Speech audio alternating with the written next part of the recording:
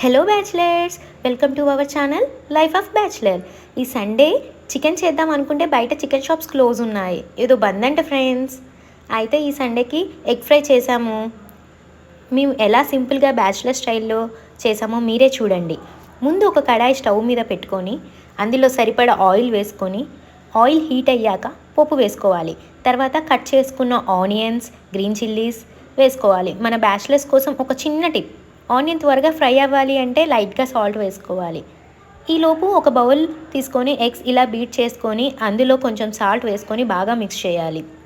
Onion golden colour వచ్చాక కొంచెం పసుపు, కొంచెం జింజర్ గార్లిక్ పేస్ట్ వేసుకోవాలి. తర్వాత సరిపడా చిల్లీ పౌడర్ వేసుకొని బాగా మిక్స్ చేసుకోవాలి.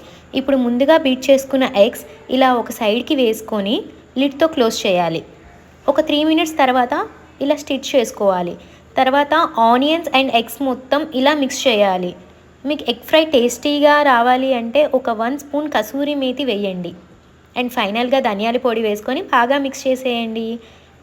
ఎంతో ఈజీగా అండ్ టేస్టీగా ఉండే ఎగ్ ఫ్రై రెడీ. ఈ వీడియో మీకు నచ్చినట్టయితే లైక్ చేయండి, షేర్ చేయండి అండ్ మీకు ఎలా వచ్చిందో కమెంట్ చేయండి.